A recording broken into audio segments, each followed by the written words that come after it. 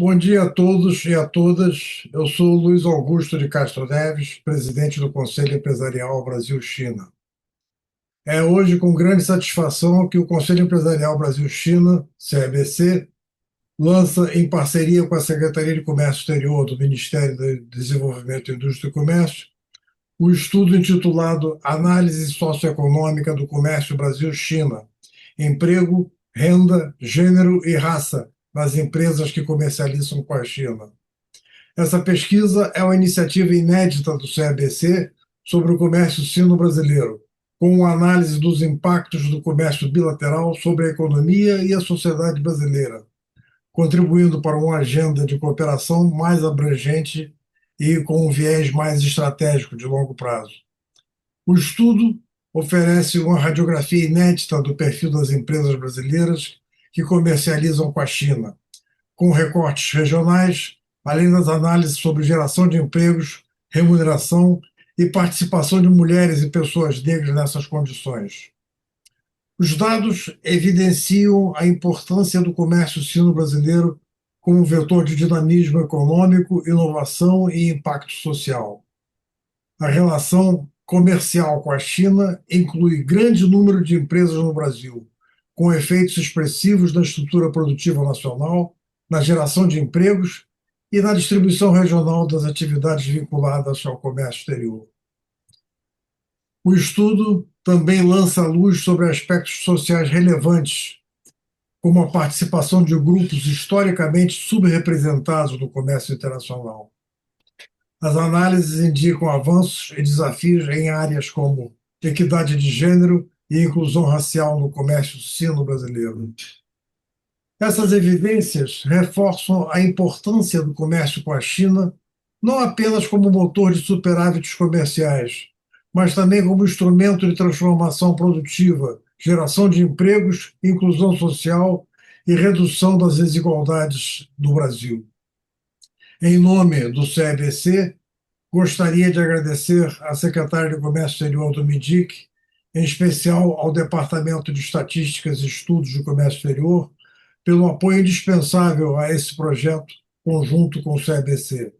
Agradeço também a participação de nossos palestrantes e de todos que acompanham este evento ao vivo. Aproveito para informar que a pesquisa já está disponível para ser baixada em nossa página web cebc.org.br. Passo a palavra agora com grande prazer à doutora Tatiana Prazeres, secretária de Comércio Exterior, que certamente comentará a pesquisa em parceria com o CEBC e com o Ministério do Desenvolvimento, Indústria, Comércio e Serviços. Tatiana, a Bom, palavra. muito obrigada, embaixador Castro Neves. Bom dia a todos que nos acompanham nessa transmissão ao vivo. Eu gostaria de iniciar dizendo que é uma grande satisfação participar desse encontro, que é objeto, né, de um trabalho conjunto entre a Secretaria de Comércio Exterior do MIDIC e o Conselho Empresarial Brasil-China, uma parceria que eu espero dê muitos outros frutos. O que nos motiva, né, a realizar esse estudo é entender melhor, trazer mais nuance, mais textura, mais cor a essa relação comercial Brasil-China que é tão importante, né? Para o público aqui do CEBC, o fato de que a China é o principal destino das nossas exportações desde 2009, o fato de que o superávit comercial do Brasil, em boa parte, se deve à relação com a China, nada disso é novidade, né? Mas nós que nos dedicamos a entender a relação Brasil-China, todos nós aqui, há mais tempo, nos perguntamos, afinal de contas, como esse comércio com a China afeta a vida das pessoas, afeta as empresas que fazem exportação, importação, as comunidades em que essas empresas estão inseridas. A ideia, então, que está por trás desse estudo é trazer mais sofisticação às análises sobre Brasil-China. São muito recorrentes as mesmas referências, né, quando a gente fala em comércio Brasil-China, e então nós juntamos a expertise do MIDIC, da SESEX e do GEST, né, esse departamento que, enfim, participou e conduziu do nosso lado os estudos com o CBC, né? O CBC que é tão importante, uma referência principal, né, na nossa interação com o setor privado no que diz respeito ao comércio Brasil-China. Então, eu gostaria de iniciar destacando o que nos motivou a realizar esse estudo, a estabelecer essa parceria, que eu, como disse, espero que traga ainda mais frutos. Acho que eu perdi aqui o áudio. Vocês me escutam? Ótimo. Bom, destaco que poucas relações passaram por uma transformação tão relevante em tão pouco tempo quanto o relacionamento bilateral Brasil-China. Quando nós comemoramos no ano passado os 50 anos do relacionamento bilateral, vários desses números vieram à tona. O DIEST, né, o Departamento de Estudos, Estatística de Comércio Exterior do MIDIC, nos ajudou a resgatar os números de 1974 e, de fato, a transformação é muito impressionante. Em 74, a China ocupava a 50ª posição nos destinos das nossas exportações, era a 75ª origem das nossas importações, né? E, claro, isso passou por uma transformação muito significativa. As exportações brasileiras cresceram mais de 5.000 vezes para a China, as importações 28.000 vezes. Evidentemente, a partir de uma base muito pequena, né? Mas esse crescimento muito expressivo do comércio passou a afetar, a alcançar, a beneficiar um número cada vez maior de empresas, um número cada vez maior de pessoas, de empregados, de empregadas que atuam em empresas que fazem comércio com a China. Quem são essas pessoas? Onde elas estão? Qual o gênero, qual a raça, quanto ganham, né? Qual a remuneração dessas pessoas em comparação com as empresas, por exemplo, que não exportam ou que exportam para outros destinos. Onde essas empresas e essas pessoas, não é, que trabalham nessas empresas que fazem comércio com a China estão distribuídas geograficamente no território nacional. Então, são essas perguntas que nós nos fizemos ao longo do tempo, ao longo da realização desse estudo, perdão, e que reflete essas mudanças importantes ao longo do tempo no nosso relacionamento com a China. No tempo também, as exportações se diversificaram de uma maneira importante. Todos nós que acompanhamos Brasil-China sabemos que, historicamente, cerca de 75% das nossas exportações são compostas de petróleo, soja, minério de ferro. Tá bem, mas afinal de contas, esses grandes números escondem o fato de que cada vez mais um número maior de empresas participa dessas exportações, um número maior de produtos é exportado, né? Nós fizemos esse levantamento em comparação com 97, enfim, a base mais recente sobre isso. Em 97, foram 673 NCMs, 673 produtos exportados para a China. Em 2024, foram mais de 2.500 NCMs diferentes, né, exportadas para a China. Então, isso tudo nos faz pensar, afinal de contas, que oportunidades nós temos para pensar políticas públicas para que mais empresas, mais regiões do Brasil, mais trabalhadores brasileiros possam se aproveitar das oportunidades que ainda são crescentes no mercado chinês. Eu preciso aqui, claro, lembrar que a relação com a China é uma relação complexa, né? Ao mesmo tempo em que a China responde por uma parte importante das nossas exportações e do nosso superávit, há preocupações também com a pressão competitiva de importações chinesas no Brasil. Diferentes segmentos da indústria expressam, né, regularmente essas preocupações ao MIDIC. A nossa avaliação é de que essa complexidade veio para ficar, né? Ao mesmo tempo em que a indústria nos procura com preocupações, cada vez mais a indústria no Brasil, para a sua própria competitividade, depende de equipamentos chineses, de máquinas, de insumos chineses, enfim, é uma relação complexa que requer um aprofundamento, requer um duplo clique, requer uma compreensão melhor das suas nuances para que nós possamos, do nosso lado, pensar políticas públicas, mas em conjunto com o setor privado, possamos pensar em estratégias para qualificar e promover, né, relações saudáveis, promissoras, ganha-ganha, como dizem os chineses, entre o Brasil e a China. Termino só cumprimentando a todos que participaram desse estudo, o time do CABC, o time da SESEX, agradecer o Conselho por essa parceria e, de novo, espero que renda muitos outros frutos. Muito obrigada.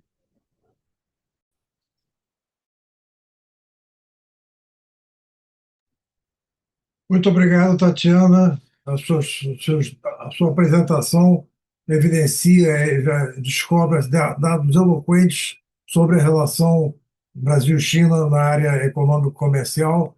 E como nós já tivemos a oportunidade de ver esse fenômeno da relação bilateral entre Brasil e China nessa área comercial financeira e de investimentos, suscita a conclusão de que é provável que o comércio Brasil-China seja aquilo que se denomina de game changer, como um motor importante na promoção do desenvolvimento brasileiro, do crescimento da economia brasileira de uma forma inclusiva como, enfim, está patente para que vocês que vão ler a pesquisa vão se dar conta desse fenômeno.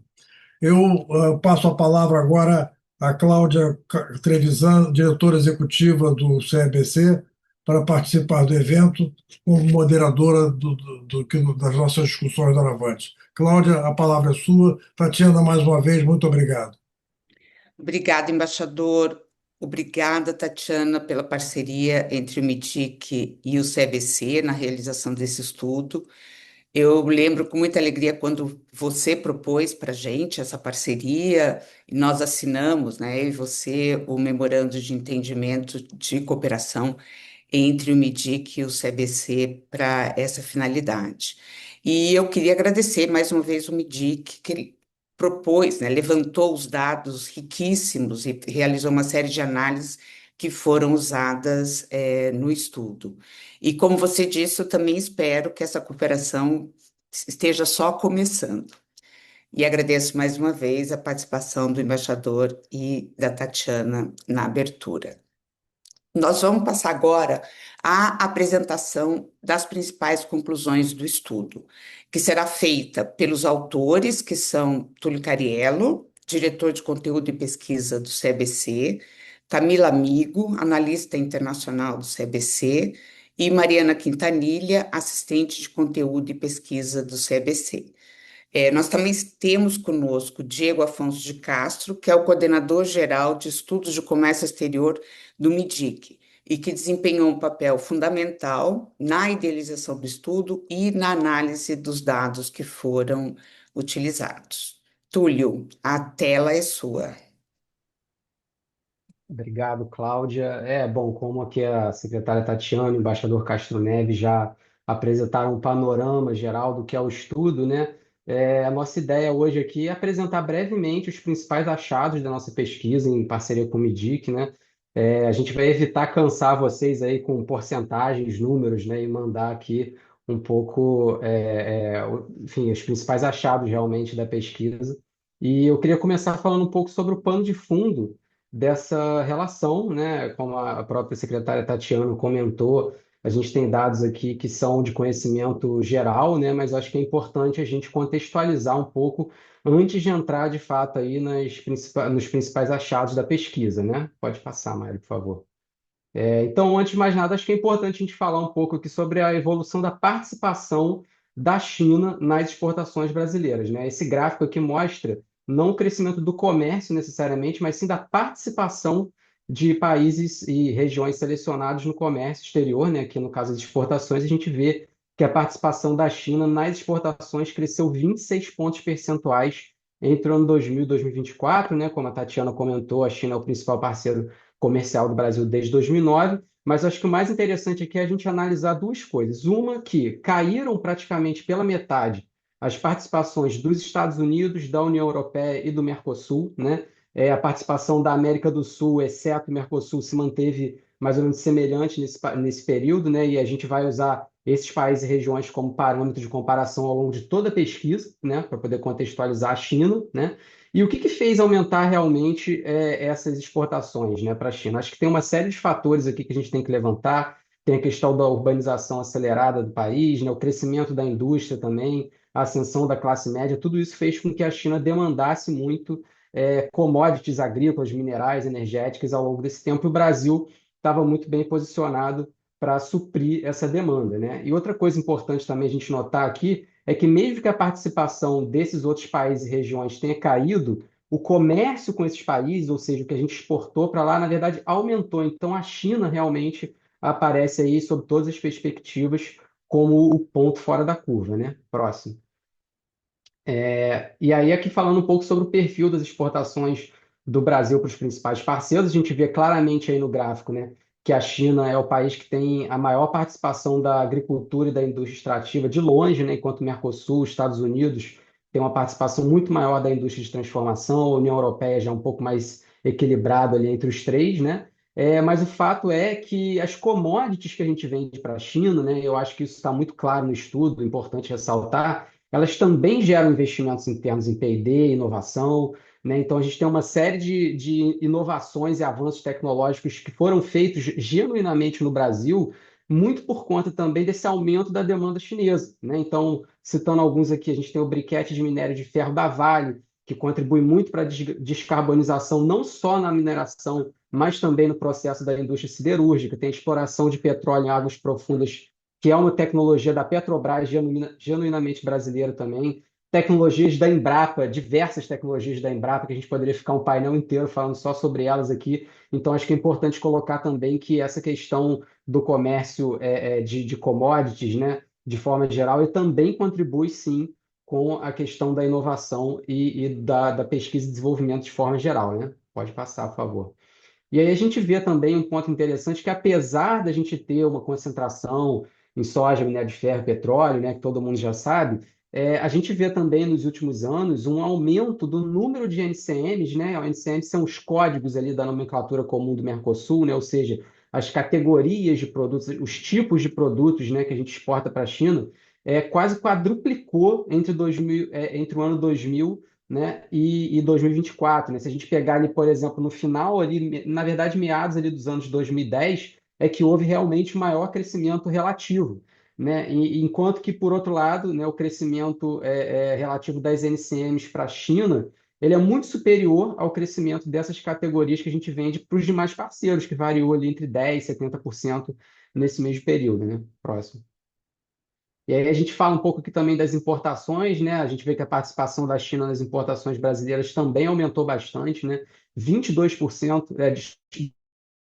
desculpa, 22 pontos percentuais entre 2000 e 2024, né? E por outro lado, caíram as participações dos Estados Unidos, da União Europeia e particularmente do Mercosul, né? Que caiu quase metade, então de uma certa forma a China acabou também entrando um pouco nesse espaço que antes era do Mercosul.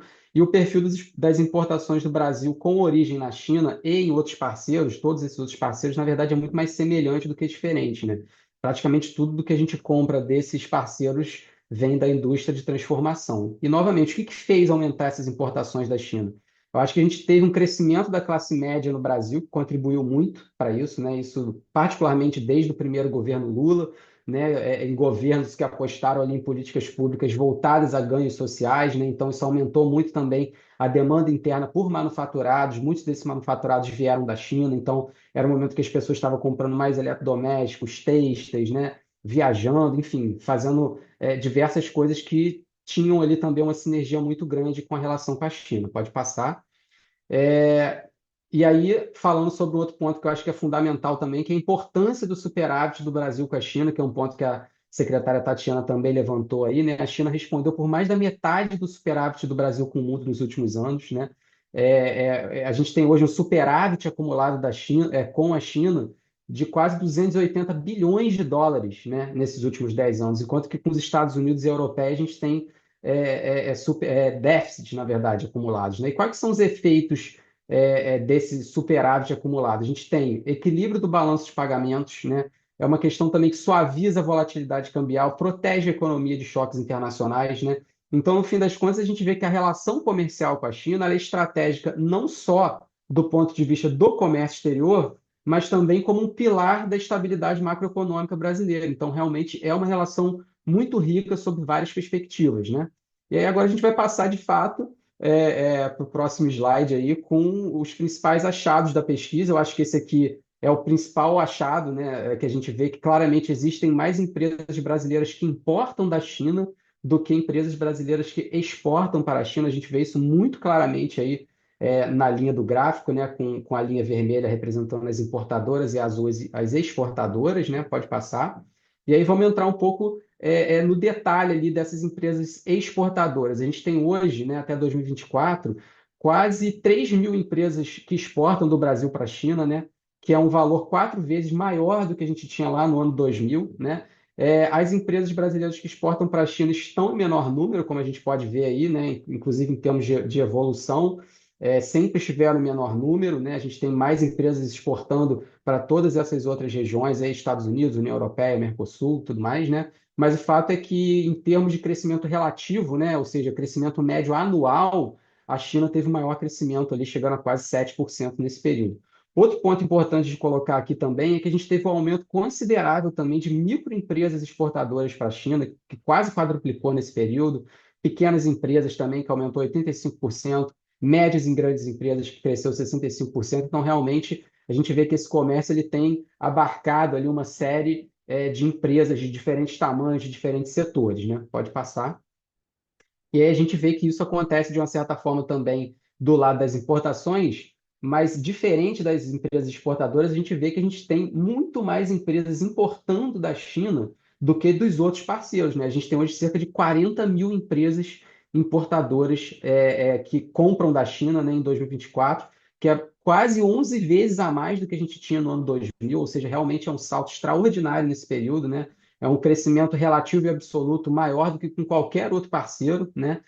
Então, só para a gente comparar aqui, o número que a gente tem em 2024 de empresas importadoras brasileiras que compram da China é o triplo dos Estados Unidos, o dobro da União Europeia, quase 10 vezes mais do que do Mercosul, né? E a gente também tem aqui novamente um aumento considerável do número de microempresas importadoras que compram da China, que cresceu quase 6 vezes, pequenas empresas que cresceu quase 3,5 vezes, e médias e grandes empresas que dobrou nesse período, né? Então, acho que esse é um pouco o panorama geral do que a gente tem aqui, e eu já passo a palavra agora para a Mari, Mariana Quintanilha, que vai falar um pouco sobre a questão mais regional aí do comércio Brasil-China. Obrigado.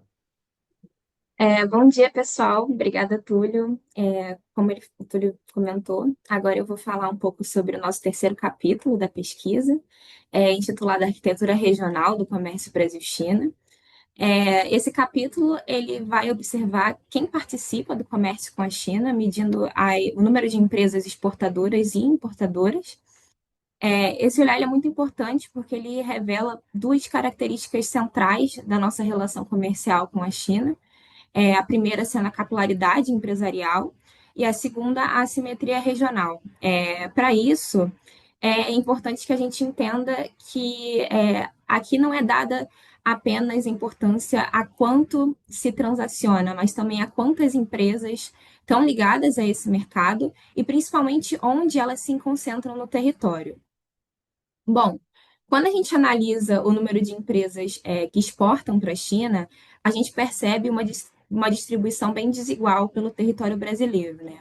Por exemplo, em 2024, o Sudeste e o Sul, eles concentravam quase que 64% dessas empresas exportadoras. No Sudeste, onde estão cerca de 1.800 empresas, esse peso ele é refletido mais por uma forte concentração industrial e urbana da região, e já no sul, que vai reunir um pouco mais de 800 empresas, o destaque vem principalmente da força do agronegócio e da infraestrutura portuária da região. Um exemplo, inclusive, é o Porto do Paranaguá, que não só embarca a produção do Paraná, mas ele recebe um grande volume de soja do Centro-Oeste, funcionando quase como um elo de integração logística entre diferentes regiões do país, né? Bom, e falando do Centro-Oeste, por que essa região ela aparece só com 190 empresas exportadoras para a China, apesar do grande peso dela no agro brasileiro, né? Bom, a gente pode tentar entender isso a partir de alguns pontos. O primeiro é a concentração empresarial, né? Poucas empresas de grande porte organizam os embarques na região, o que acaba reduzindo as bases exportadoras diretas. O segundo são os custos e as exigências de entrada. A gente tem contratos mais longos, a gente tem certificações e padrões técnicos no geral que acabam elevando barreiras e dificultando, né, a presença de empresas menores nesse comércio. E, por fim, a gente tem uma logística para fora da região. Ou seja, como eu falei anteriormente, boa parte do escoamento do Centro-Oeste, ele sai por portos de outras regiões, como o Paranaguá, propriamente. o que acaba deslocando a interlocução com compradores para menos CNPJs e também concentra essas operações, né? Bom, falando agora do norte e do nordeste, a gente tem uma base bem menor, mas nesse caso em específico, uma trajetória bem ascendente. Por que isso acontece? Primeiro, é um alinhamento da produção com a demanda chinesa, já que os produtos básicos e os produtos semiprocessados também da região, eles têm uma procura constante pelo mercado do gigante asiático. É, segundo, são as melhorias logísticas da região, né? Quando a gente tem portos mais especializados, eles facilitam mais o embarque. E terceiro, um efeito de demonstração quase, mais ou menos, novas empresas que começam a seguir caminhos que já foram abertos por empresas pioneiras ali na região, que acaba reduzindo riscos e os custos. Mas, assim, em síntese, é, eu quero dizer que a expansão ela é nacional, mas os mecanismos acabam variando. Por exemplo, a gente tem uma escala e concentração no Centro-Oeste, a gente tem um ecossistema logístico e uma diversidade maior no Sul e Sudeste, e no Norte e no Nordeste, como a gente pode ver pelos gráficos, a gente tem uma ascensão bem firme. Bom, falando um pouco agora da presença da China no ranking de destinos, antes de falar propriamente do ranking, eu queria alinhar um critério de comparação com vocês primeiro. Quando o ranking ele é feito por blocos, ou seja, é, quando a gente está comparando a China com blocos de países como a União Europeia e o Mercosul, ela geralmente aparece atrás desses conjuntos de países, né? Esse parâmetro, ele é usado durante grande parte dessa pesquisa. Mas quando a gente vai fazer uma comparação por país individual, como é o caso dessa análise aqui em específico, a posição da China acaba melhorando, já que justamente a gente está comparando ela com países individuais, né? Enfim, bom, a gente tendo esclarecido esse ponto, como é que isso aparece no território brasileiro? Primeiro, no Centro-Oeste, especialmente o Mato Grosso, a gente escolhe destacar ele porque o Mato Grosso ele ocupa uma posição bem singular, porque desde 2003 a China ela é o principal destino das exportadoras e também origem das importadoras e acaba sendo a única dupla liderança no país. No norte, a China ela mantém uma posição bem estável desde 2002 em segundo lugar, com destaque principalmente para o Pará e para o Amazonas. E já no Nordeste, a gente tem uma mudança bem brusca, bem expressiva. A China ela salta da 17ª posição em 2006 para a segunda posição em 2024. Porém, em contrapartida, no Sul e no Sudeste, a gente tem uma redução. A China ela aparece só no 10º e no 11º lugares, o que acaba sendo um reflexo dessa maior diversificação de mercados nessas regiões, que acabam ainda preservam uma forte inserção junto a outros mercados como os Estados Unidos, a União Europeia, o Mercosul e aí vai. A ideia-chave aqui é que o ranking ele mede a disputa por espaço entre os destinos na lista de países para os quais as empresas vendem, né? Onde as empresas elas espalham mais as suas vendas por muitos mercados, como acontece no Sul e no Sudeste, a China ela vai perder um pouco a posição relativa dela. Mas onde há uma concentração e um alinhamento entre a oferta de regional e a demanda chinesa, como acontece no Centro-Oeste e no Norte, a China ela sobe nesse ranking. Bom, falando um pouco agora das empresas importadoras, pelo lado de quem compra, né, o cenário é bem mais claro. Desde 2008, a China está no primeiro lugar por país em todas as regiões do Brasil no número de empresas importadoras. É um padrão bem contínuo e bem espalhado pelo território, ou seja, quando a gente observa quem compra do exterior, há mais empresas que compram da China do que de qualquer outro país individual em cada região. E por que a China se tornou essa principal origem para tantas empresas, né? Essa liderança chinesa nas importações, ela vai vir, como a gente já sabe, de preços muito competitivos, mas também de uma ampla oferta e uma ampla integração às cadeias produtivas brasileiras, né? A gente tem, com isso, uma substituição de fornecedores que já eram muito tradicionais, o que acaba gerando que milhares de empresas brasileiras elas vão depender da China para adquirir insumos muito estratégicos para elas, tornando assim a relação entre Brasil e China um pilar, uma parte muito estrutural das cadeias de suprimento nacionais. Bom, e quais são as implicações socioeconômicas dessa arquitetura regional atual do comércio entre Brasil e China? Antes, eu queria só pontuar três leituras que essa nossa pesquisa nos traz. Primeiro é que existe uma capilaridade assimétrica, como eu comentei no início da apresentação, com muitas empresas, muito mais empresas brasileiras importando da China do que exportando para lá. A segunda é que existe uma certa geografia das escolhas de destino, ou seja, a China ela lidera em regiões com uma pauta concentrada e alinhada à sua demanda, como no Centro-Oeste e no Norte, mas ela ocupa posições menores em áreas mais diversificadas, como no Sul e no Sudeste.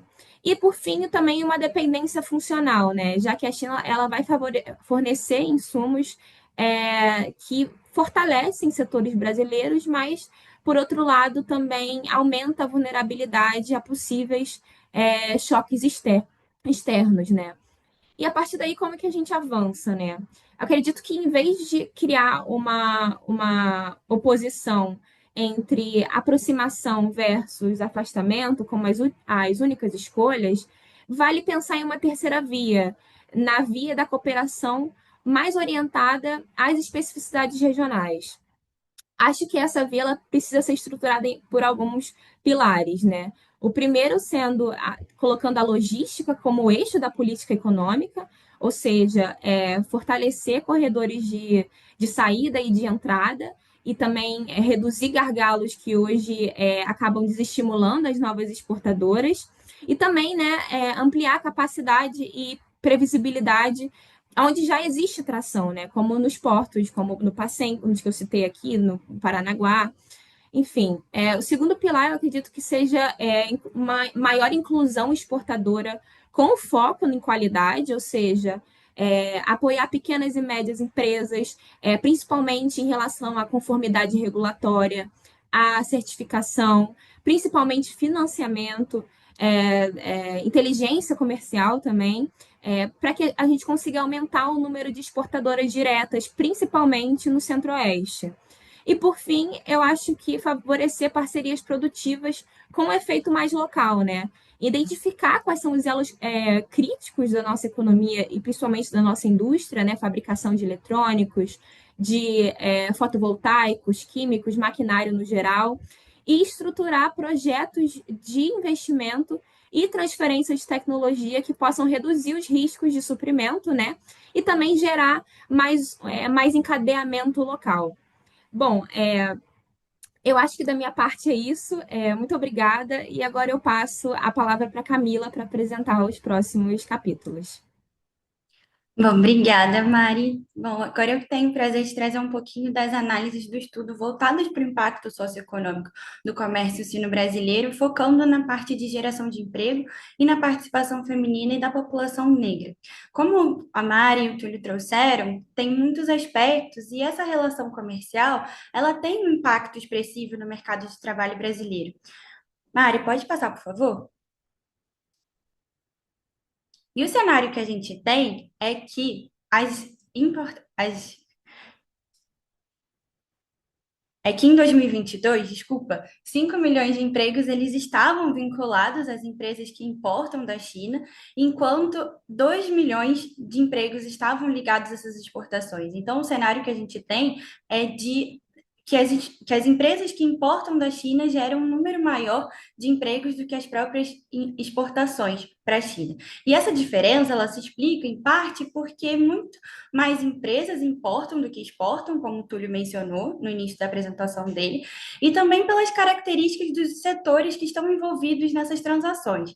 As exportações, elas estão concentradas em segmentos um pouco mais mecanizados, e as importações, elas ativam cadeias produtivas interdependentes, como a parte de transporte, comércio, logística e serviço, que acaba ampliando um pouco a geração de emprego. Mari, passa para mim, por favor. E aí, comparando um pouco, acho que é interessante trazer essa comparação com os outros principais parceiros do Brasil.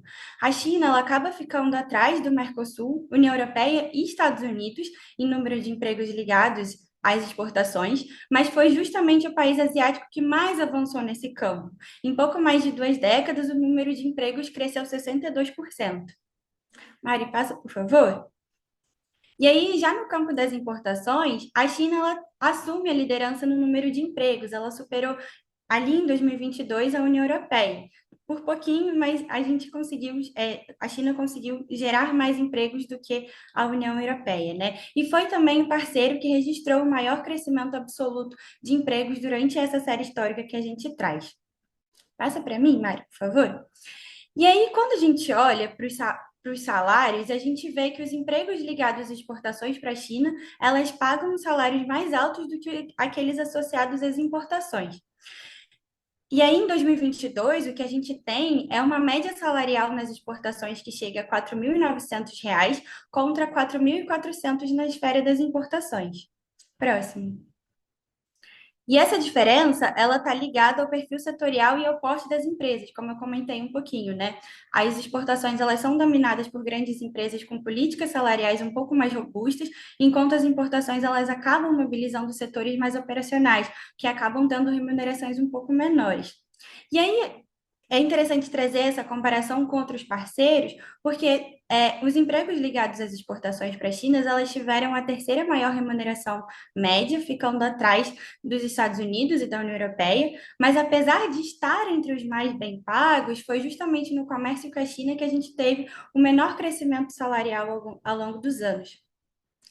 E quando a gente olha nas importações, Mari, por favor, a gente vê que ela supera apenas a média registrada para o Mercosul, tendo também menor crescimento salarial. Próximo, por favor. E aí a gente passa por uma outra perspectiva, né? Para a perspectiva da participação feminina no comércio bilateral. E a gente observa que a participação de mulheres nos empregos ligados ao comércio com a China, ele tem crescido de forma consistente nos últimos anos, apesar de um cenário que não é o ideal para a sociedade brasileira. Mari, por favor. E o cenário que a gente tem é que as mulheres elas representam 29% da força de trabalho das empresas exportadoras, enquanto no caso das importadoras, essa presença ela chega a 34%. Próximo. E essas importações com origem na China, elas empregam significativamente mais mulheres do que as exportações brasileiras para o país. Acaba sendo uma reverberação do cenário geral de empregos. E essa diferença também está ligada ao perfil setorial e o maior número de empresas envolvidas nessas exportações. A gente tem, nas exportações para a China, empregando pouco mais de 600 mil mulheres, enquanto nas importações o contingente feminino alcança quase 2 milhões de trabalhadoras. Então, a gente vê que essa diferença é bem significativa. Próximo, Mari, por favor. E aí, a participação feminina nos empregos ligados às exportações brasileiras para a China, ela é a mais baixa entre os nossos principais parceiros comerciais. Mas, apesar disso, foi justamente com a China que teve esse maior crescimento percentual ao longo dos últimos anos, de 96%. Por favor, Mari. E no caso das importações, o cenário ele é um pouquinho mais positivo, porque as importações vindas da China, elas concentram hoje o maior número de mulheres empregadas em postos ligados ao comércio exterior, superando todos os principais parceiros. E teve um maior crescimento absoluto também, de 78%. Próximo, Mari. E aí, quando a gente olha também, traz a perspectiva da remuneração, a gente vê que, assim como o cenário geral de empregos, as mulheres empregadas nas exportações, elas recebem, em média, salários mais altos do que aquelas ligadas às importações. E em 2022, que é o nosso último ano de análise, o salário médio das exportações foi de R$ 3.800, enquanto para as importações chegou a R$ 3.500. Próximo, Mari. E aí a gente traz de novo essa comparação com outros parceiros, que as mulheres que estão empregadas que têm essa ligação com as exportações para a China, ela acaba tendo a terceira maior remuneração, ficando atrás dos Estados Unidos e da União Europeia. Mas também foi a China que teve o menor crescimento salarial em relação a esses parceiros. Próximo, Mari, por favor. E aí, no campo das exportações, o cenário é muito semelhante também. A China tem a terceira maior remuneração, atrás dos Estados Unidos e da União Europeia, mas nesse caso, ela teve o maior crescimento salarial em relação à análise histórica que a gente traz. Pode passar, por favor. E aí, quero trazer o nosso último ponto do estudo, que é a participação da população negra no comércio Brasil-China. E aí, pode passar, Mari, para mim, por favor? O que a gente tem é que a participação da população negra no emprego é representativa até 44% nas exportações e 44,7% nas importações. E esses índices, eles são próximos da média nacional. Pode passar para mim, Mari, por favor. E aí, quando a gente olha para a geração de emprego para a população negra, as importações têm também um peso muito maior. Foram 2 milhões de postos de trabalho, né, na parte do desembarque das exportações, contra 865 mil nas exportações. Então, a gente vê que também tem essa realidade de diferença muito acentuada entre a geração de emprego nas importações e nas exportações. Passa para mim, Mari, por favor.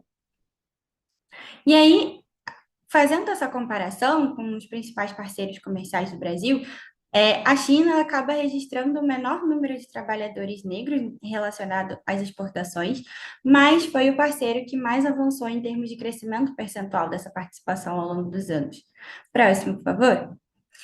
E nas importações, a gente tem um cenário um pouco mais positivo, tendo um total de negros mais alto entre os outros parceiros comerciais, só fica um pouquinho atrás da União Europeia. E, além disso, a China ela lidera o crescimento absoluto no número de empregos para as pessoas negras ligadas a essas exportações, as importações, perdão. Próximo, Mari, por favor. E trazendo essa perspectiva da remuneração média, eles, assim como nas outras esferas que a gente já conseguiu analisar, as exportações elas acabam gerando salários mais altos do que os empregados nas importações, e a média salarial em 2022 chegou nas exportações a 3.500 e nas importações, perdão, a 3.200. Próximo, por favor.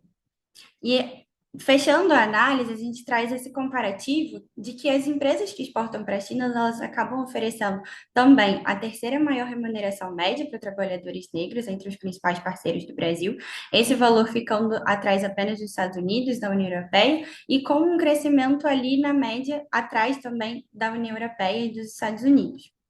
Próximo, por favor. E aí, na questão das importações, o cenário é muito parecido. Tendo o terceiro maior salário para a população negra, atrás dos Estados Unidos e da União Europeia. Bom, a gente fechando aqui as análises, a gente vê que o cenário ele ainda tem muito a melhorar, né? Mas queria agora passar a palavra para o Diego, representante do MIDIC, que vai trazer um pouquinho da abordagem em relação aos dados. Obrigada. Bom dia a todos e a todas. Primeiramente, eu gostaria de parabenizar o CEBC, o Túlio, a Camila e a Mariana pelo trabalho que fizeram, foi realmente muito bom. Nós aqui do Departamento de Estatística e Estudos de Comércio Exterior fomos responsáveis por trabalhar todos os dados, gerar os indicadores e repassar essas informações para a equipe do CEBC que elaborou o estudo. Então, eu também gostaria de fazer um agradecimento especial ao Pedro Cordeiro, que é da equipe que trabalhou ativamente nesse projeto. Tá? Então, vou ser bem breve aqui, falando um pouquinho dos dados e da importância desses dados, tá bom? Próximo, por favor. A primeira base de dados que nós usamos para o trabalho é a base de dados de comércio exterior da SESEX, que nos fornece informações sobre exportações e importações brasileiras, né?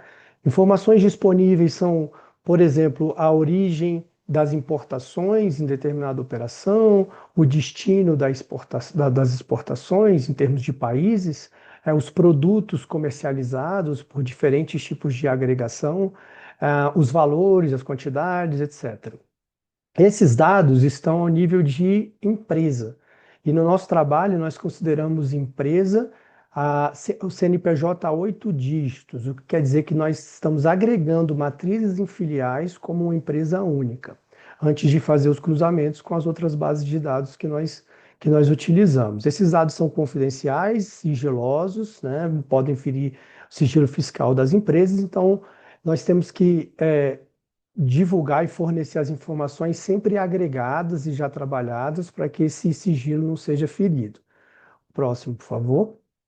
Em relação ao mercado de trabalho, nós usamos a base de dados da RAIS, que é uma base que é obtida a partir de declarações das empresas ao Ministério do Trabalho e Emprego e está ligado ao mercado, consequentemente está ligado ao mercado de trabalho formal.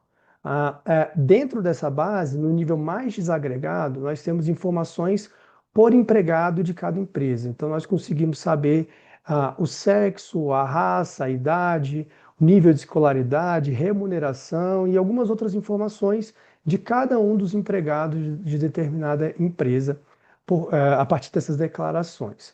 A esse nível de desagregação, esses dados também são confidenciais, então eles precisam ser agregados para que eles possam ser publicados, mas como os dados estão em nível de empresa, nós conseguimos fazer cruzamentos com a base de comércio exterior também, tá? Próximo, por favor.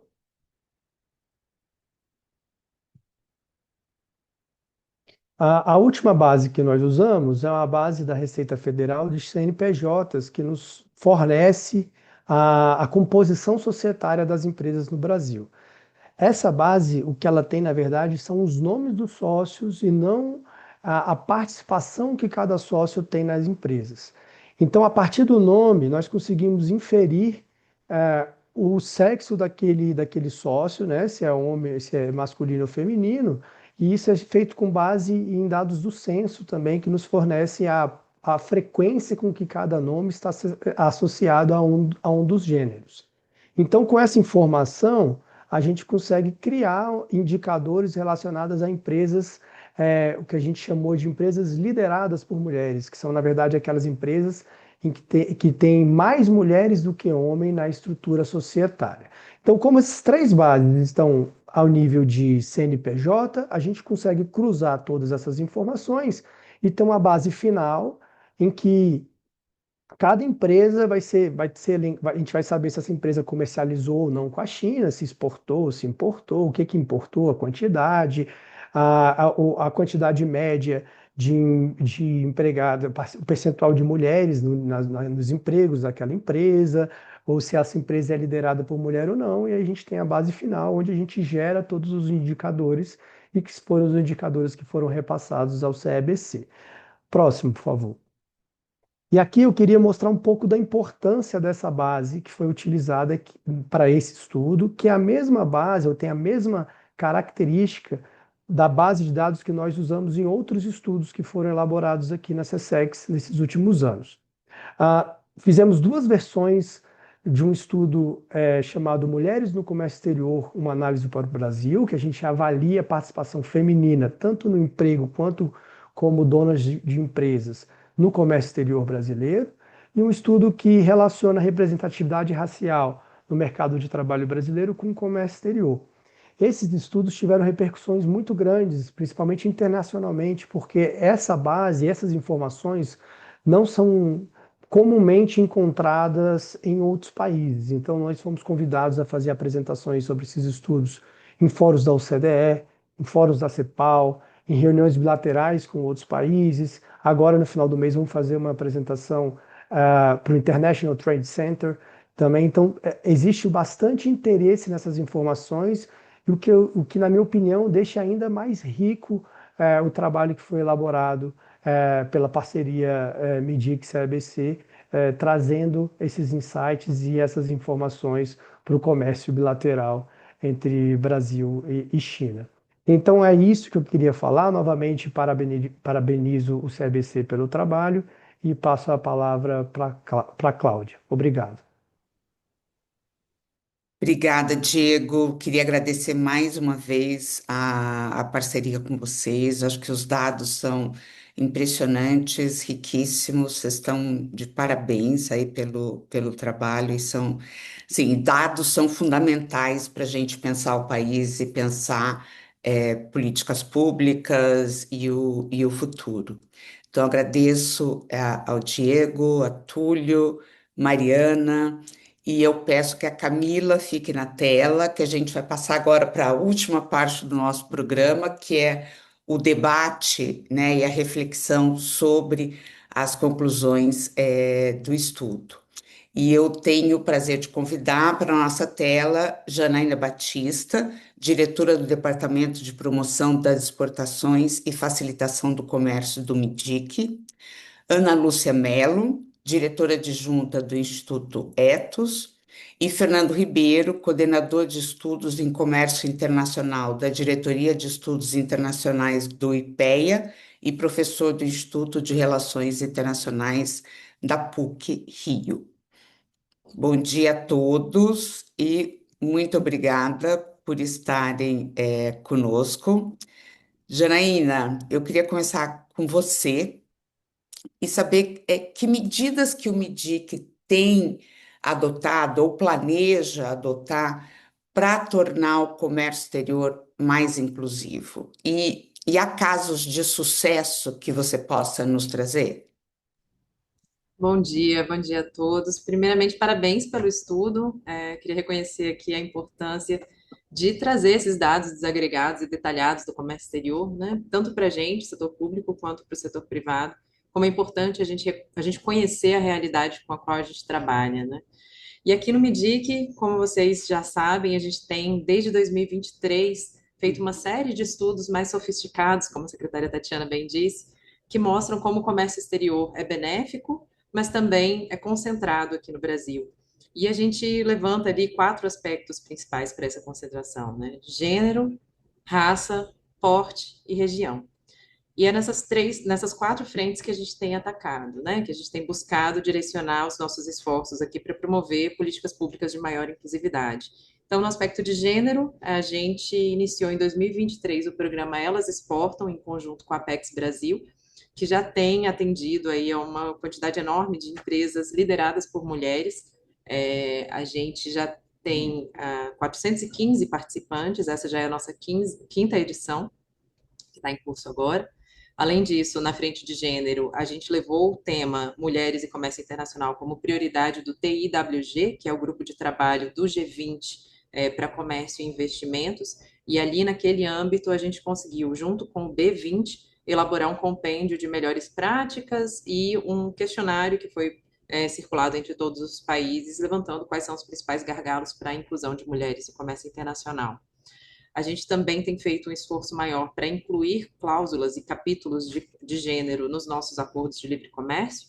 Então, a gente já tem um capítulo que foi estabelecido e está em vigor com o Chile, e no momento a gente negociou também com a União Europeia, né? Existe aí o acordo que está para ser aprovado, né? Que foi ratificado agora pelo Conselho e vai ser ratificado pelos demais países da União Europeia.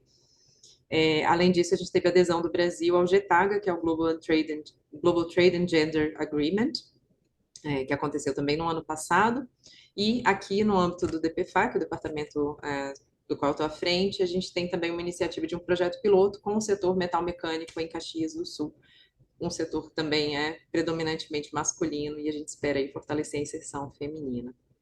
Já no aspecto de inclusividade de raça, a gente tem o programa Raízes Comex, que foca na capacitação de força de trabalho para melhorar a representatividade de negros nas empresas exportadoras e também as condições salariais para essa parcela da população.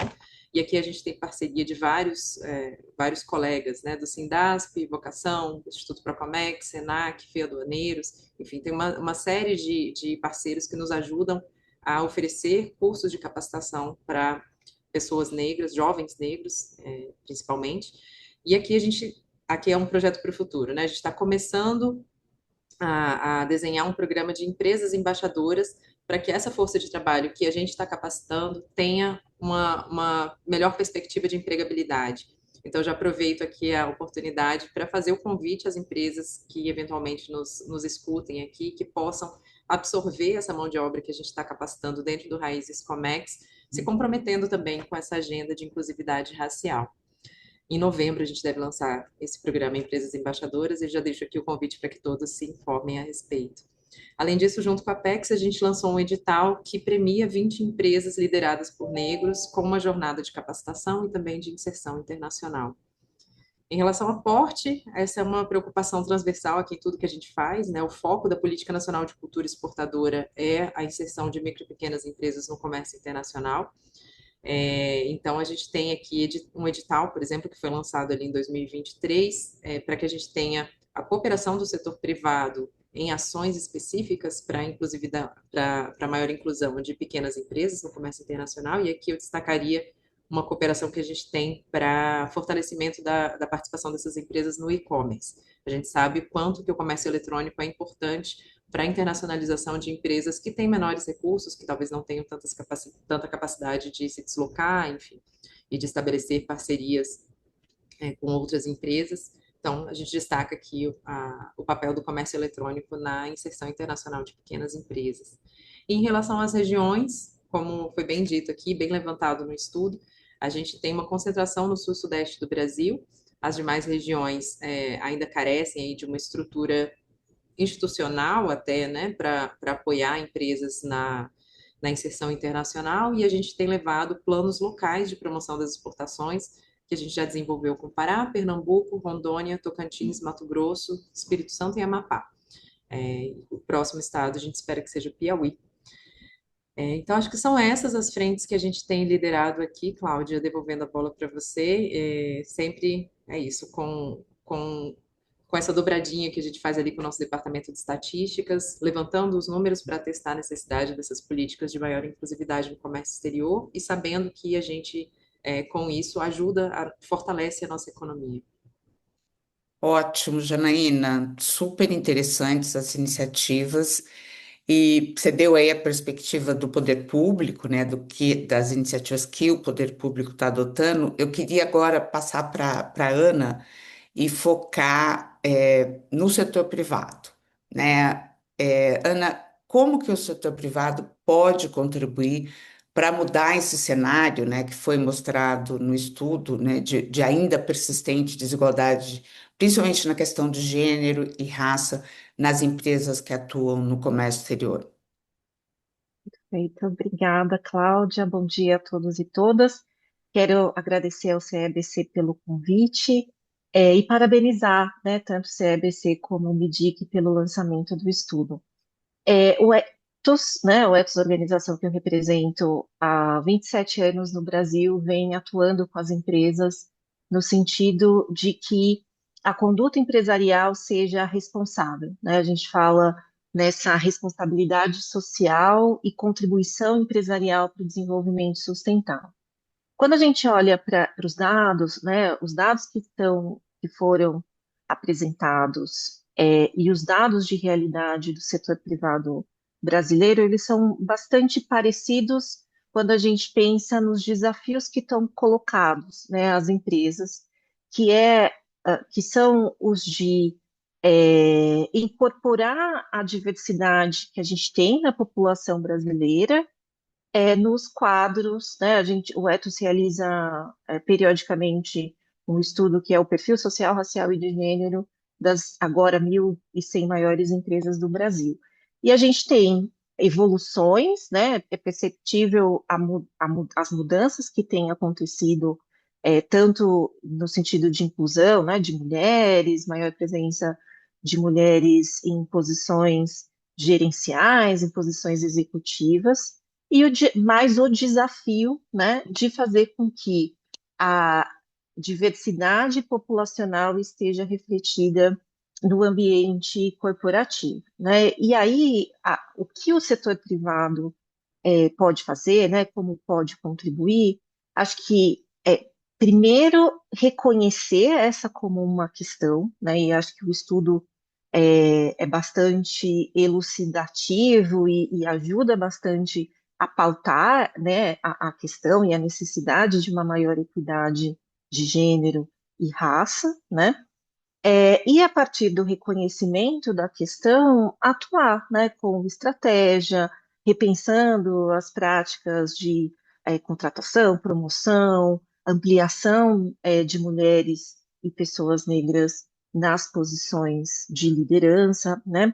E isso se dá por meio da incorporação dessa agenda na, naquilo que são os critérios e práticas de governança, né, nas estratégias, nos processos de tomada de decisão, né, tratar esse tema com intencionalidade e tratar esse tema como um tema de gestão, né, não como alguma coisa que fique apartado ou uma ação pontual, algo que vai depender, né, de esforço organizacional, que vai depender de estratégia, que vai depender de uma atuação deliberada, né, no sentido de que essa diversidade possa se ampliar nos quadros, né? E aí eu estou me referindo a metas, a monitoramento de indicadores, a revisão, né, de práticas,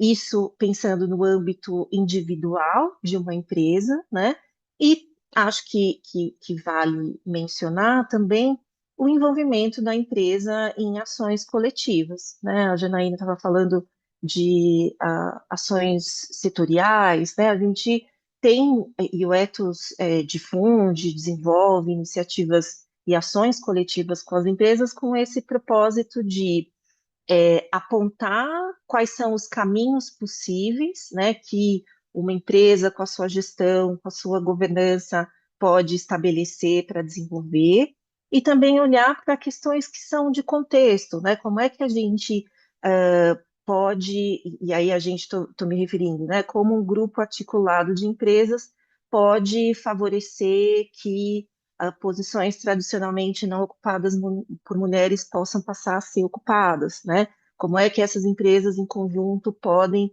atuar no sentido de fomentar o desenvolvimento de um determinado público, né? De pessoas negras, mulheres negras, para ocupar determinadas posições, né? Então, além de uma ação que seja mais individualizada, ligada ao negócio, é fundamental que haja também essa articulação, né, que pode se dar setorialmente, territorialmente, nesse sentido de fazer avançar a inclusão, né, e não só nessa perspectiva de uma maior diversidade, né, uma maior diversidade que esteja ali gerando equidade, gerando uma cultura de inclusão também dentro dos quadros das empresas. Obrigada, Ana. Gostei muito da estratégia deliberada, né? Ou seja, tem que ter algo, tem que fazer parte da estratégia da empresa, da gestão, da empresa. Fernando, eu queria agora abordar questões mais estruturais, mais econômicas do comércio Brasil-China. E eu queria te perguntar se há espaço para o Brasil se inserir de uma maneira mais qualificada nas cadeias globais de produção ligadas à China. E também como que o Brasil pode transformar o crescente peso da China nas importações brasileiras em oportunidade para o fortalecimento produtivo doméstico. Obrigado, Cláudia. Bom dia a todos. Uma alegria poder participar desse seminário, tá? Parabenizar o trabalho realizado pelo CEBC, em conjunto com o MIDIC. E esse trabalho se insere numa linha de pesquisa que está ganhando força no mundo inteiro nos últimos anos, que é exatamente fazer uma análise das questões de comércio internacional do ponto de vista também de indicadores sociais, né? Então, sair um pouco da análise unicamente de ganhos e benefícios econômicos puramente eh, gerados pelo comércio, mas também os seus impactos sociais, em termos de gênero, raça, impactos regionais, tal. Isso é uma tendência de pesquisa nessa área muito forte nos últimos anos, e esse trabalho certamente traz uma contribuição importante para a discussão no Brasil. Tá? Bom, acho que o primeiro ponto a destacar é que, em linhas gerais, o comércio chinês ele reproduz, em grande parte, as desigualdades que nós vemos na economia brasileira e, mais especificamente, no comércio internacional, seja a desigualdade de gênero, de raça, ou desigualdades salariais, desigualdades regionais, né? Então, assim, os dados um pouco reforçam esse aspecto, embora a gente verifique, no caso chinês, que há, principalmente o fato de haver uma concentração maior em empresas de maior porte e em um número reduzido de empresas, né? Acaba gerando também um viés no sentido de você ter, por exemplo, menor participação feminina do que nas exportações para outros países, menor participação de pretos, pardos nas empresas, enfim. Então, é um pouco desse perfil, tá? Bom, eu acho que tem algumas questões que a gente tem que destacar do ponto de vista desse padrão de especialização. O primeiro, assim, é impossível a gente literalmente fugir, né, ou escapar, ao menos rapidamente, do padrão de especialização que nós temos atualmente no comércio, que é muito baseado em vantagem comparativa, né? As nossas vantagens comparativas na produção agrícola, na produção de minérios, enfim, também na produção de petróleo, tá?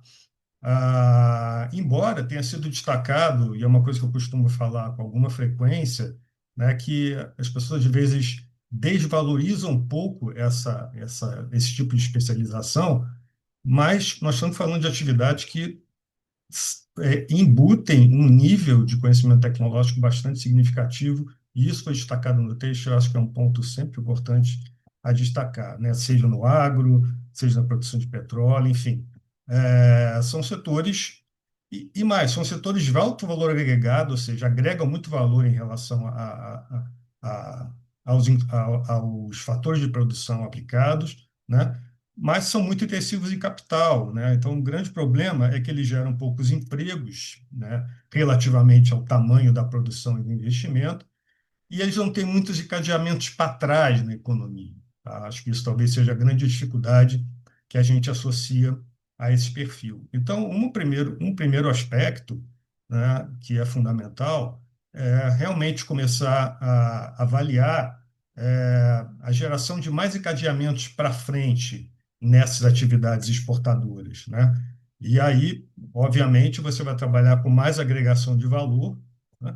E aí pode ser uma agregação de valor baseada na utilização de matérias-primas agrícolas ou minerais, tá? Eu acho que isso é um caminho, talvez seja o caminho mais eficiente do ponto de vista que e aproveitamento das nossas vantagens comparativas para agregação de valor, tá? E no caso especificamente da China, né, eu acho que isso envolve, por um lado, a atração de investimentos chineses. É uma coisa que já tem acontecido, mas eu acho que o potencial que existe é bastante grande, inclusive em termos de diversificação de atividades nas quais investimentos chineses podem entrar no Brasil. Envolve, naturalmente,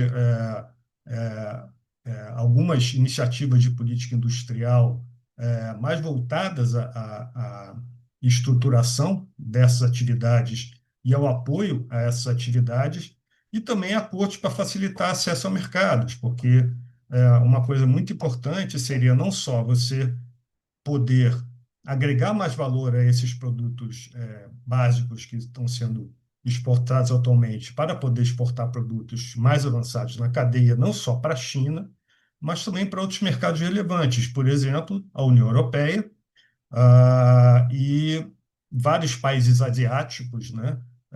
Inclusive países que fazem parte ali, né, da grande cadeia regional de valor com a China, tá? E daí a importância, por exemplo, de acordos comerciais. Mercosul e União Europeia é um exemplo óbvio, mas eu acho que é importante que o Brasil acelere iniciativas de negociação com outros países asiáticos, né, que estão ali na linha Coreia, que é um país que o Brasil já começou a negociar, a Indonésia, e aí temos aí Tailândia, Malásia e outros países que são muito importantes dentro desse processo, tá? Ah, eu acho que uma outra linha que é importante, e é claro que os dados aqui estão focados mais no comércio de mercadorias, tá? Mas é também buscar uma diversificação maior para o comércio de serviços, né? Considerando que esse comércio tem crescido muito mais que o comércio de mercadorias e tem um potencial de crescimento enorme. O dado de 2024, o Brasil exportou pouco mais de 200 milhões de dólares em serviços para a China, tá? O que é menos de 1% de tudo que o Brasil exporta de serviços. E o mercado chinês é um mercado que apresenta um potencial enorme, principalmente agora que eles estão numa transição econômica, onde o setor de serviços tende a ganhar importância. Então, essa seria uma outra área fundamental. E aí, desse ponto de vista, eu destaco um aspecto que foi colocado aqui, a Janaína citou isso em algum momento, da importância do e-commerce, tá? Eu acho que essa a, a possibilidade de você estimular, apoiar, né, as empresas e mecanismos de e-commerce, e eventualmente com a China, a questão de você negociar regulações e harmonização de regras para o funcionamento desse e-commerce, é algo que tem um potencial de crescimento, de expansão do comércio com a China muito grande, tá? E dada até a distância geográfica e as dificuldades que você tem, seria um caminho, eu acho, muito importante, tá? E a gente até hoje tem uma certa lacuna de informação em relação ao e-commerce, que eu acho que é algo que poderia e deveria ser tratado talvez pelo próprio MIDIC, eventualmente pelo Banco Central, enfim, para que a gente tenha um pouco mais de informações sobre como que está fluindo esse e-commerce. Lembrando que o e-commerce envolve produtos e envolve serviços, né? E, em geral, produtos e serviços produzidos eventualmente por micro, pequenas empresas, né? Então, isso abre um mercado que as empresas chinesas já estão sabendo explorar muito bem no mercado internacional, e eu acho que as empresas brasileiras também podem e têm potencial para explorar no mercado chinês, tá? E um último aspecto só para colocar olhando numa perspectiva de médio prazo, o Brasil precisa investir muito em promoção de exportações para a China, tá? E também na cooperação bilateral entre os países, de forma a você aproximar empresas, estudantes, pesquisadores e especialistas de governo para um maior entendimento do mercado chinês, das necessidades, da própria cultura do país, do estilo de fazer negócios. Eu acho que esse é um ponto crucial para você poder gerar diversificação e inserir mais empresas no comércio com a China, e também para diversificar do ponto de vista de outras variáveis socioeconômicas, como diversificação regional, gênero, raça, etc. Enfim, conhecer mais a China e aproximar mais o Brasil da China. Obrigada, Fernando. Ótimos pontos. Acho que essa questão do e-commerce, realmente, a China tem um e-commerce gigantesco. E acho que o Brasil também pode aprender com a China. A China teve uma experiência muito bem-sucedida de integrar, né, pequenos produtores, comunidades rurais ao e-commerce, né, e integrar essas pessoas a um mercado muito maior do mercado ao qual elas têm acesso ali, se considerar apenas a questão física, né? E Camila, queria passar para você e quais são os próximos passos do CBC depois desse lançamento, em termos de pesquisa, engajamento e diálogo com a sociedade civil? Bom, como você e Tatiana comentaram no início, eu acho que esse é o primeiro passo que o CABC pode, juntamente com o MIDIC, que foi um parceiro fundamental para a gente elaborar todas essas descobertas, pode ampliar a atuação em todas essas esferas que você comentou. Eu acho que no campo da pesquisa, a gente pode aprofundar o monitoramento do perfil socioeconômico do comércio entre o Brasil e a China e, eventualmente, trazer novos recortes, justamente com o objetivo de gerar evidências que sirvam como subsídios para as políticas públicas nacionais e as estratégias empresariais das grandes empresas que a gente tem alocadas nesse comércio. Eu acho que, em termos de engajamento, o fortalecimento do diálogo com os atores, tanto do setor privado como do governo, a academia e a sociedade civil, ela é fundamental para que os dados eles se transformem em ações concretas de promoção de inclusão e diversidade no comércio exterior, pensando, no nosso caso, no comércio bilateral com a China. E acho que, com o diálogo da sociedade civil, o nosso objetivo é tornar esse debate mais acessível possível, contribuindo para que a relação Brasil-China ela seja compreendida não apenas nos números que a gente vê todos os dias de comércio e investimento, mas também no seu impacto sobre o emprego, a renda, o gênero, a raça e quais são as regiões, para que o futuro dessa relação ela seja cada vez mais inclusivo e sustentável da melhor forma possível. Obrigada, Camila. É, Bom, gente, a gente temos que acabar o evento no máximo até 11h30, então acho que a gente tem tempo para uma última rodada de perguntas. E, Janaína, eu queria voltar para você. Como é possível alinhar a facilitação do comércio com políticas sociais para garantir a maior equidade nos benefícios do comércio internacional? Cláudia, obrigada. Excelente pergunta. Essa é uma agenda que, felizmente, a gente tem tocado aqui também de forma muito consistente na facilitação do comércio brasileiro. A gente tem um programa que imagino que seja de conhecimento de todos, o Portal Único de Comércio Exterior, que já vem sendo desenvolvido desde 2014, exatamente, há 10 anos aí, e que a gente pretende finalizar até o início do próximo ano. A gente sabe que a burocracia e a complexidade dos processos, ela afeta de forma desproporcional os pequenos, as mulheres, os negros, enfim, o público que tem talvez menos acesso à informação.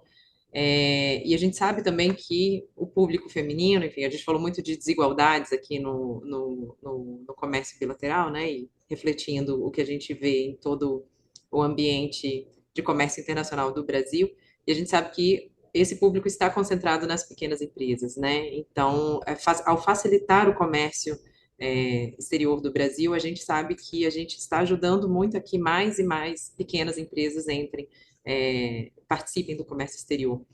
E no âmbito do Portal Único de Comércio Exterior, a gente tem tido importantes evoluções ao longo desses 10 anos. Vou citar 4 aqui bem rapidamente, só para exemplificar. A gente teve recentemente o advento da nota fiscal consolidada para exportações em consignação. Não sei se eu estou falando grego aqui para a maior parte do público, mas tentando explicar, uma pequena empresa que eventualmente exporte via comércio eletrônico, ela pode exportar em consignação, deixar uma parte do seu estoque nesse país para o qual ela está exportando e fazer as vendas caso a caso, né, um a um, produto a produto. No passado, ela precisava emitir uma nota fiscal para cada uma dessas saídas, e isso gera mais uma burocracia para aquela empresa para o empresário que já está ali ocupado com 1000 outras funções. Então, a gente conseguiu avançar no âmbito do CONFAS com uma proposta de consolidar as notas fiscais por mês. Assim, o empresário só precisa de uma nota fiscal a cada mês, consolidando aquelas saídas de pequenos pacotes. Uma outra grande evolução que a gente teve recente foi a inclusão do pagamento de taxas no Portal Único de Comércio Exterior, o que faz que a gente reduza aí, em pelo menos 2 dias os trânsitos de importação, principalmente. Vou dar o exemplo da Anvisa, que foi nosso primeiro parceiro. A Anvisa levava ali 48 horas para reconhecer e dar baixa, né, nos pagamentos via GRU, e hoje, via Portal Único de Comércio Exterior, isso acontece em 5 dias. O importador paga a taxa e já em seguida ele tem o seu pedido de licença analisado.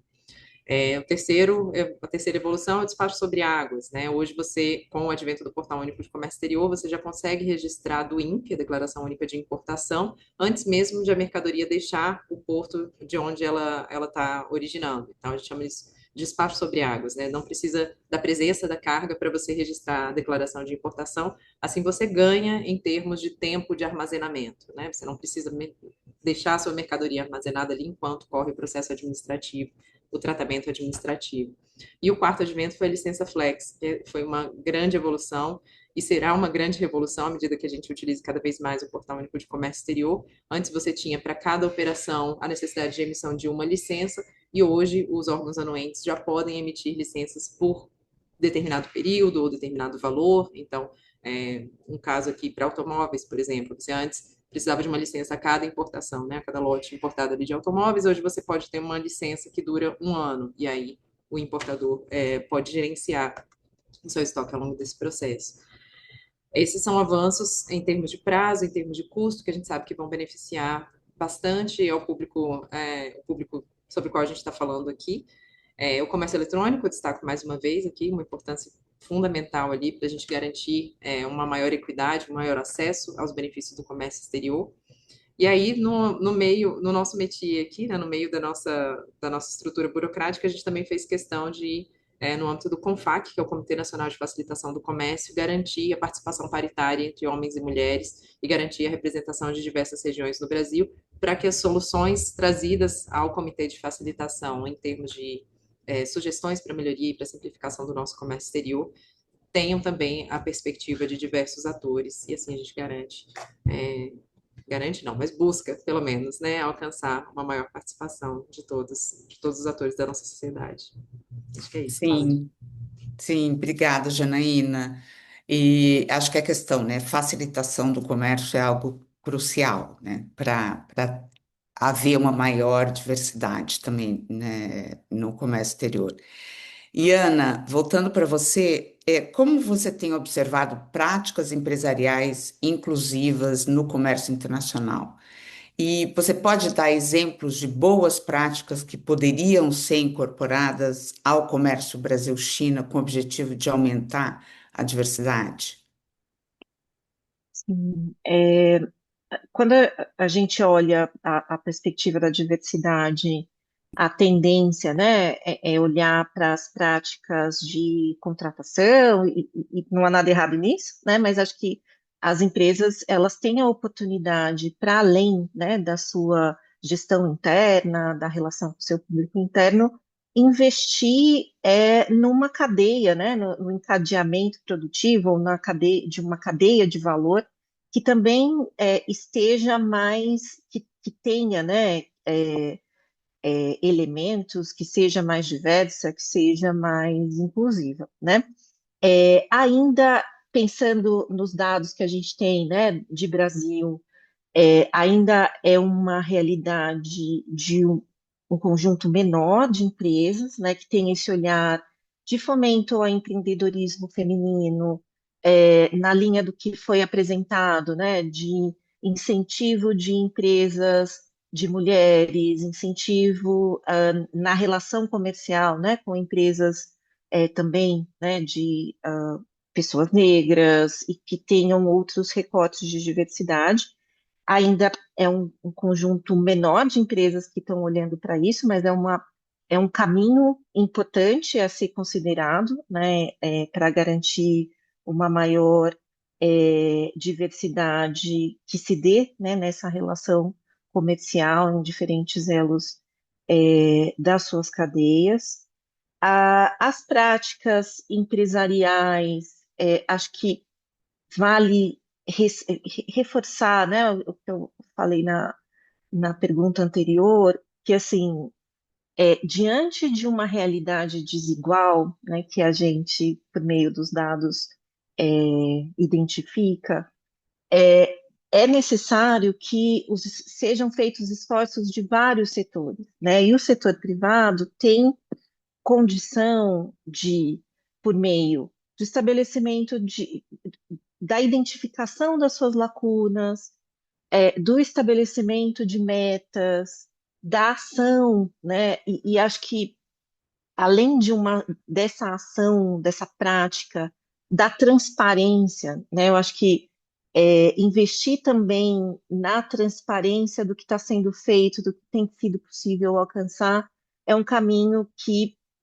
a gente acredita que vai ajudar a acelerar esse processo, né? Não deixar essa questão, ou não tratar essa questão como algo que possa ser resolvido naturalmente.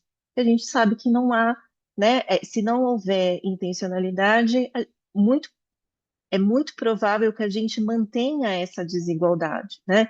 Seja nesse nível de uma participação, seja no nível da remuneração. Então, olhar para isso, incidir sobre isso é bastante fundamental. E aí, só como um último comentário, pensando, claro que aqui o nosso foco é nessa relação, né, comércio exterior, mas pensando também no tipo de desenvolvimento que a gente está, de alguma forma, investindo hoje para colher no futuro, né?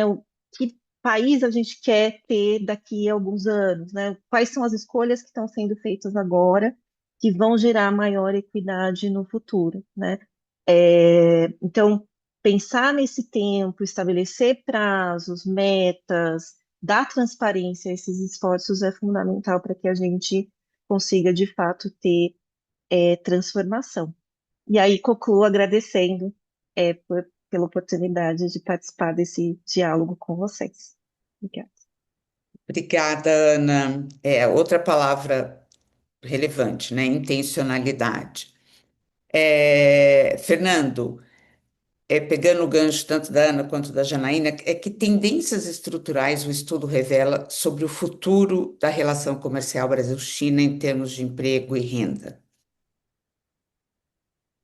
É, bom, na prática, eu acho que existem algumas tendências que parecem muito claras, principalmente quando a gente fala em termos do aumento do número de empresas que estão envolvidas no comércio internacional. Acho que é uma tendência realmente primeiro, de um aprofundamento dos impactos dos comércios chinês sobre emprego e renda, tá? Embora, como eu falei, a questão de você conseguir aumentar a geração de empregos no comércio relacionado depende muito da diversificação, principalmente, como eu falei, da exportação de serviços, que são atividades mais intensivas em mão de obra e mais geradores de emprego, tá? Então, essa é uma tendência que ainda não é muito clara, tá? E como no caso aqui a gente está trabalhando só com dados de comércio, né? Mas seria interessante depois alguma iniciativa, e fica até como sugestão para vocês, alguma iniciativa para discutir comércio de serviços, tá? A gente sabe que tem alguma dificuldade com relação à disponibilidade de dados para isso, mas eu acho que é algo importante e algo a ser explorado, tá? De qualquer forma, a gente vê que os números relativos aos últimos anos, com o aumento do número de empresas, né, um, algum aumento, ainda que não tão significativo, na participação de mulheres, na participação de negros nesse comércio, enfim, as tendências recentes indicam um futuro mais promissor, digamos assim, em termos dos impactos socioeconômicos do comércio com a China, tá? E eu acredito que a manter os movimentos recentes, né? E como eu falei, e a depender também do nível de investimento que o país vai fazer na relação bilateral com a China. Quando eu falo investimentos, é aquilo que eu falei, né? Você ter mais iniciativa de cooperação, você ter mais brasileiros, por exemplo, indo estudar na China e vice-versa, você ter mais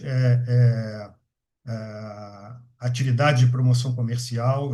Eu sei que a Apex já faz isso bastante, mas é algo que tem que ser intensificado, né? De aproximação dos dois países a despeito da distância geográfica, tá? Isso já está acontecendo. A gente já conhece a China hoje melhor do que conhecia há 10 anos atrás, tá? E é um processo que precisa se aprofundar. As empresas, principalmente, muitas que hoje ainda talvez não olhem com tanto interesse ou talvez achem que é muito complicado o acesso ao mercado chinês, começarem a olhar isso pelo menos com um pouco mais de interesse, com um pouco mais de atenção, e mais uma vez reforçando a questão do e-commerce. Eu acho que esse é um caminho que principalmente no caso do comércio chinês e principalmente para as empresas menores, é um caminho que pode e deve ser explorado, e eu acho que a tecnologia está aí para ajudar, né? A tecnologia está evoluindo nesse sentido e é algo que o Brasil precisa investir bastante também. Obrigada, Fernando, e obrigada pela sugestão ter um olhar mais atento para o comércio de serviços. Eu acho que realmente é algo relevante. E Camila, para concluir, o estudo aponta avanços, mas também desafios. E quais seriam as recomendações prioritárias em termos de políticas públicas diante desse cenário? Bom, Cláudia, acho que é bem interessante a gente pensar para além, né, da discussão que a gente teve e pensar em formas de como a gente pode mitigar e melhorar esse cenário. Eu acho que ao longo do desenvolvimento do estudo, a gente entendeu que o fortalecimento de instrumentos voltados a essa democratização do acesso ao mercado internacional, de uma forma geral, ele tem que ser uma das prioridades. E eu acho que se a gente pensar nesse contexto da relação bilateral, acho que é interessante a gente talvez pensar em uma plataforma, né? A gente pensou ali numa plataforma Brasil-China para cadeias produtivas inclusivas, que teria como objetivo mapear setores com alto potencial de inclusão socioeconômica no comércio bilateral. E aí a gente pensa em setores como moda sustentável, os cosméticos naturais, alimentos mais sustentáveis, da fauna e da flora brasileira, pegando essa brasilidade, o artesanato e a economia criativa, que é algo que a Apex já tem pensado para levar para a China. Então, a gente pode pensar também no desenvolvimento de hubs logísticos e financeiros especializados no comércio com a China, que poderiam fornecer um suporte técnico em áreas críticas, como meios de pagamento, adequação sanitária, tradução comercial e até mediação com esses compradores estrangeiros, porque, como já foi apontado aqui pelos meus colegas de painel, é um desafio, né, comercializar com a China, mas acho que a gente pode pensar nessas estratégias como medidas que poderiam contribuir para mitigar essas barreiras operacionais e também informacionais para ampliar a competitividade dos negócios dos afroempreendedores, de mulheres e de pequenas e microempresas no comércio com a China. Obrigada, Camila. Bom, queria agradecer muito a Janaína, Ana, Fernando, Camila, pela participação no painel. Acho que vocês levantaram questões extremamente relevantes. Quero agradecer ao público que esteve com a gente hoje. Lembrar que o estudo está disponível na página do CEBC, que é cebc.org.br.